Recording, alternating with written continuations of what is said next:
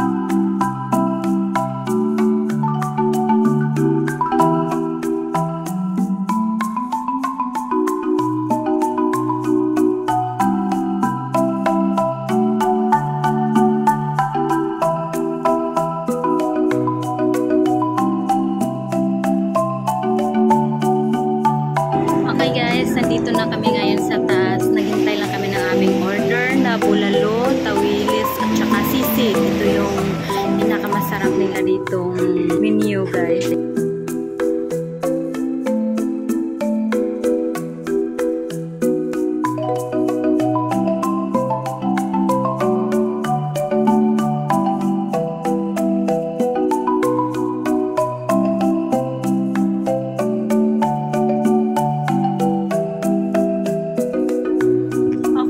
Dito na yung order namin. Kain po tayo.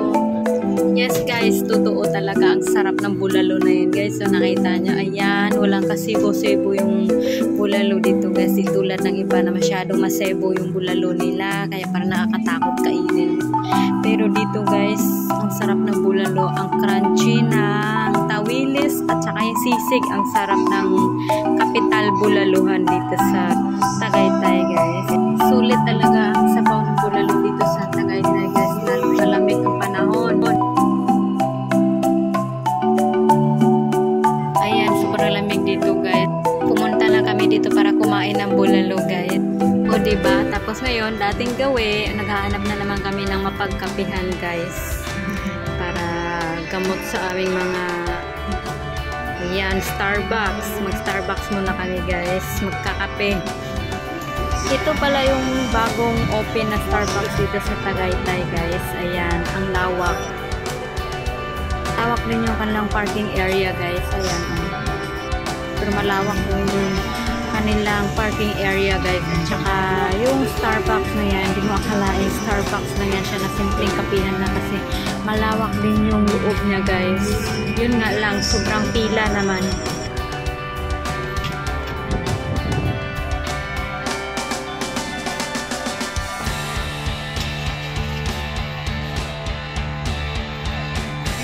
blockbuster yung kapihan na to guys. Ang daming tao kahit anong oras na, alas 12 na, pero grabe pa rin ang tao, kadami.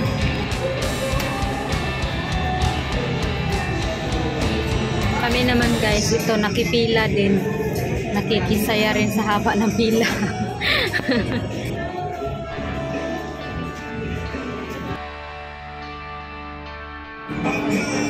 Ang haba ng pila pa rin guys.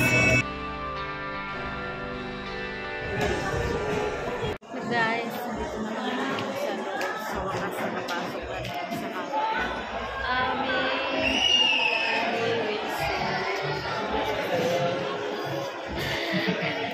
napasok na rin kami guys. Ito yung view sa loob ng Starbucks guys. Ayan, ang lawak. Ayan, kita nyo. Doon banda guys, meron pa yan pababa. Malawak itong loob ng Starbucks na to. Meron pa sa baba. Overlooking naman doon sa baba guys. Sa labas.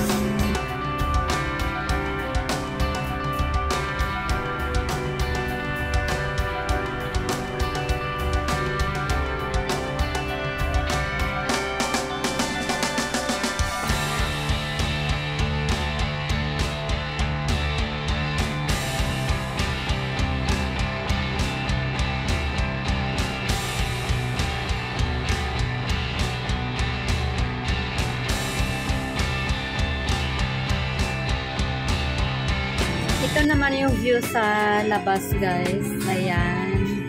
Kaso nga lang, ang ganda sana dito guys kung araw lang. Kaso nga lang, sayang kasi gabi di makikita yung overlooking dito sa baba. Ayan. Sobrang dilim.